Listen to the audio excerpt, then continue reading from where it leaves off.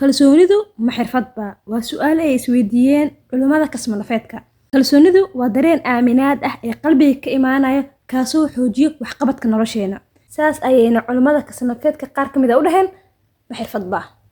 waxaa jira marka waxyaalo xoojiyo oo ka qayb qaata in kalsoonida nafteena ku qabin ay xoogsato. waxaa kamid ah marka bal isla barano. Koow waxaa kamid ah inaan aqoonsano waxaan ku fiicannahay. Tusaale ahaan waxaad ku fiicantahay wax gudbinta, sawir qaadida, fagaara ka hadalka ama muuqaal habeenta. mar walba oo aan ogaano waxaan ku fiicannahay waliba waxaas aan ku fiicannahay aan kor u qaadno waxaa xoogsami doonto kalsoonida nafteena. qodobka labaad wuxuu yahay qorsheynta mustaqbalka. waliba qorsheyn ogama horeyna inaan mustaqbalka aan qorsheyn ogama horeyne waa inaan u qaybinaa qaybo yaryar ee aan maalin walba qabanayno si hadafkaas weyn ee sanadkan aan leenahay uu noogu hirgalo.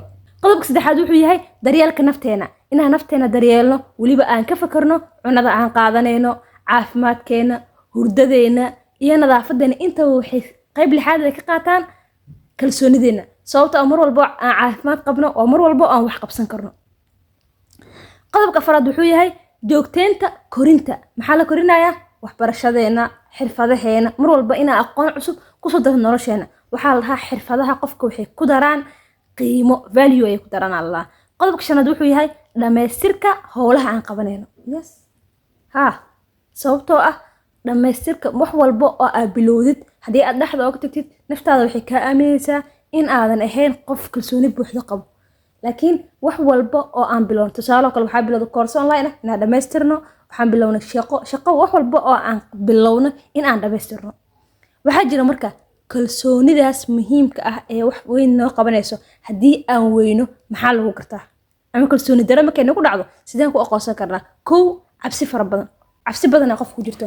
number 2 waxaa waaye qofkii in uu ka baqo oo uu ka cabsado in dadka meesha shirarka dadka kale meesha isugu imaanayaan oo qofku inuu ka baqo inuu dad cusub oo kale inuu barto inuu ka baqo. qodobka saddexaad waxay tahay challenge-ga in qofkan wax cusub ama wax walba oo adag inuu iska ilaaliyo. tusaale kale inuu wax cusub inuu magaalo cusub inuu booqdo kale ma ogolo.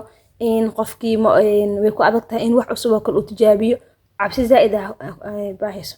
kale asagana qofkan waxaa waaye in qofka inta badan uu ka eego dhanka taban waxaa loo kala qaybiyaa wax walba negative and positive, togan iyo taban. dhanka taban mar walba qofka negative wax ka fiirinaya mar walba asagoo ka cabsanayo guuldarro inay ku imaado.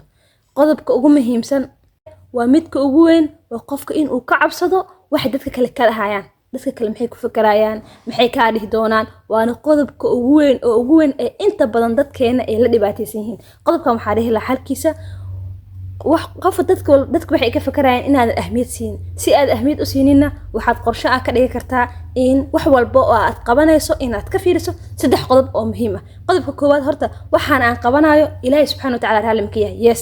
hadduu rabbiga raali ka yahay waalidkeena raali ma ka yahay? waalidka inuu raali ka yahay, rabbiga inuu raali ka yahay, waalidka inuu raali ka yahay. qodobka saddexaadna naftadaada inuu wax ku darayo waxaan aad qabanaysid. tusaale inaa faa'iido adduun inay ku leedahay ama faa'iido aakhir inay ku leedahay. saddexdaas qodob bas ka fiiri. waxba ha ku mashquulin dadka waxaa la dhahaa qof inuu dadka ka cabsado waa waxa ugu weyn ama waxaa la dhahaa waa xabsi ugu weyn ee dadka ay ku jiraan. marka waxaan ku dhihi lahaa saaxiib jabi xeerkaas oo jabi qaanadaas aad dhex gashay. السلام عليكم وما سنتهي. جزاك الله خير.